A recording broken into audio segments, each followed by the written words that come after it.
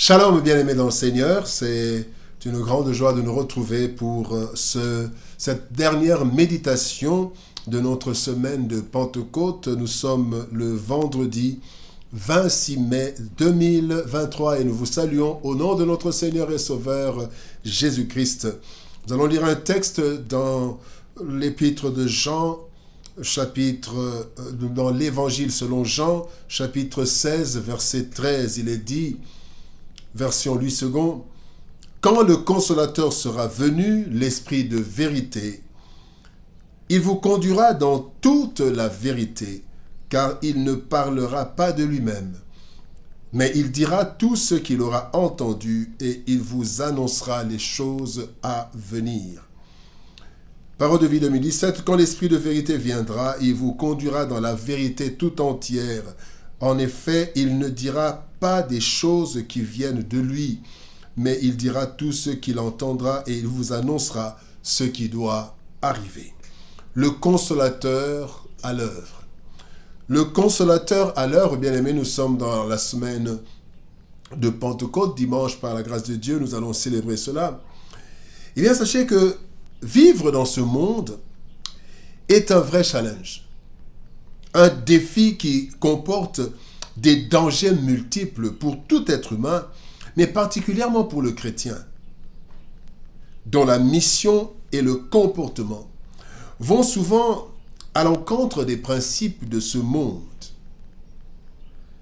Et parfois nous sommes emportés dans le mensonge de ce monde, croyant être dans le bon, et cela cause beaucoup de pertes. Dans le texte de ce jour, le Seigneur nous révèle son plan de sauvetage et de réconfort. Le Saint-Esprit, consolateur, venu à notre secours. Son œuvre en nous et dans le monde, c'est particulièrement nous conduire, nous enseigner et nous révéler. Laisser le Saint-Esprit œuvrer en nous, bien-aimés, nous apporte un avantage considérable sur le monde. Voyons quelques aspects de cette œuvre du Consolateur, le Saint-Esprit. Première œuvre dans ce texte, il nous conduit dans toute la vérité. Le psaume 32, verset 8 nous dit « Je t'instruirai, je te montrerai la voie que tu dois suivre, je te conseillerai, j'aurai le regard sur toi. » Ce monde est plein de mensonges et de contre-vérités, de demi-vérités, qui causent la perte de plusieurs. Dans ce labyrinthe, nous ne savons pas toujours où se trouve la vérité, si nous pouvons dire la vraie vérité. Permettez-moi cette redondance. Donc la vérité, parfois nous ne savons pas exactement. Mais le Saint-Esprit nous éclaire. Il nous éclaire par la parole, en nous donnant une illumination dans la compréhension de la parole de Dieu. Le Seigneur, le Saint-Esprit nous éclaire par la prière. Dieu nous parle dans la prière. Dieu parle. Le Saint-Esprit nous éclaire par une voix intérieure devant diverses situations de la vie.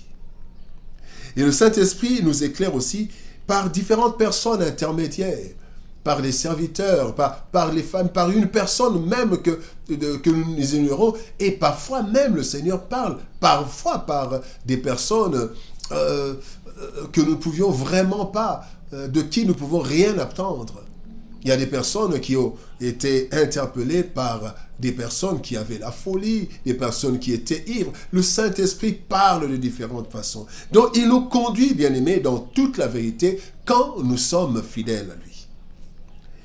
La deuxième chose, l'œuvre du Seigneur, c'est que le Saint-Esprit nous enseigne. Dans Jean chapitre 14, verset 26, la Bible dit « Mais le Consolateur, l'Esprit Saint, que le Père enverra en mon nom, vous enseignera toutes choses et vous rappellera tout ce que je vous ai dit. » Plusieurs zones d'ombre, bien-aimés, existent dans la vie. Et la parole de Dieu nous paraît parfois floue.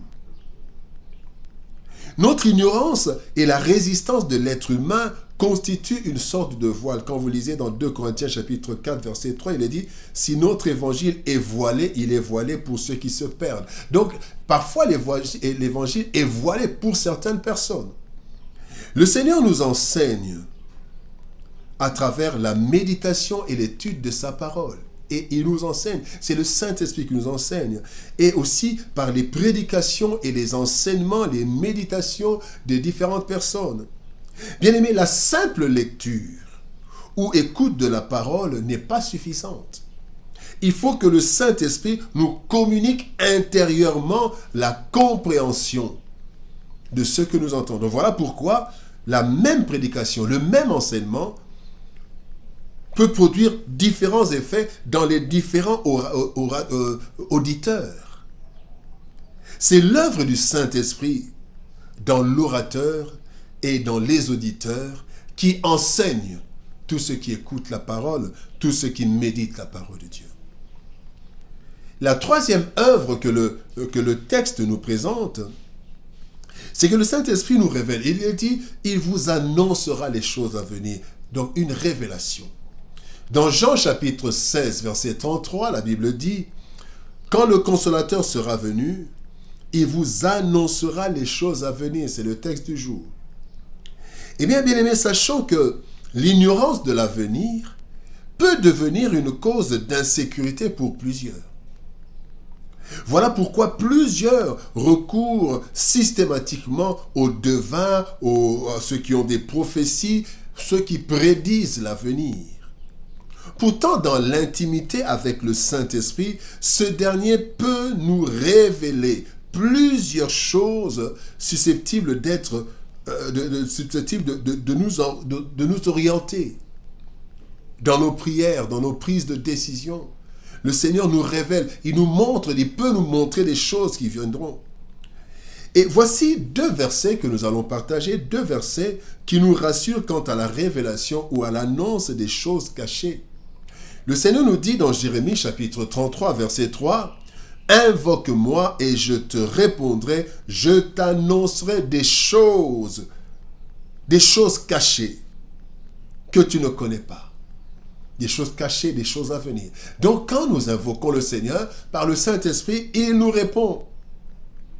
Et le deuxième passage, c'est dans 1 Corinthiens chapitre 2, versets 9 et 10. La Bible dit, « Mais comme il est écrit, ce sont des choses que l'œil n'a point vues, que l'oreille n'a point entendues, et qui ne sont point montées au cœur de l'homme. Des choses que Dieu a préparées pour ceux qui l'aiment. Dieu nous les a révélées par l'Esprit, car l'Esprit sonde tout, même les profondeurs de Dieu. L'Esprit sonde les profondeurs de Dieu. L'Esprit peut nous ramener, nous révéler le plan de Dieu, ce que Dieu veut pour nous, ce qui nous attend, et le Saint-Esprit nous le révèle. Bien-aimés dans le Seigneur, le Saint-Esprit, le Consolateur, est venu à notre secours dans ce monde qui souvent nous agresse et nous emporte dans des voies obscures qui nous mettent en danger quant à notre vie et à notre avenir. En nous conduisant dans la vérité parfaite, par son enseignement et par ses révélations, le Consolateur nous évite les désagréments de ce siècle et nous conduit vers la vraie vie, ici sur la terre, mais aussi dans l'au-delà, dans le royaume des cieux. Bien-aimés dans le Seigneur, le Consolateur est parmi nous, le Saint-Esprit. Ici, la Bible dit, il viendra, et mais là, nous savons qu'il est déjà là parce que nous célébrons Pentecôte. Et laissons-nous être conduits par l'Esprit. La Bible dit, marchons par l'Esprit, nous n'accomplirons pas les œuvres de la chair. Que Dieu nous aide à marcher selon l'Esprit, à être à l'écoute du Consolateur à l'œuvre. Prions. Père, nous te bénissons pour ton amour et ta bonté. Merci pour ce temps que tu nous accordes. Merci pour cette semaine de Pentecôte et merci parce que par le Saint-Esprit, tu nous conduis dans la vérité, tu nous enseignes et tu nous révèles des choses à venir. Aide-nous, Seigneur, à garder cette communion et cette intimité avec le Saint-Esprit afin de ne pas être troublés par le monde. Au nom de Jésus-Christ, notre Seigneur et Sauveur, nous avons ainsi prié. Amen. Bien-aimés dans le Seigneur, Que Dieu nous bénisse. Merci pour votre fidélité pendant toute cette semaine. Nous sommes arrivés au week-end, bon week-end, et que par la grâce de Dieu, le Seigneur nous fasse que nous puissions nous retrouver le lundi. Au revoir, bon week-end et à lundi.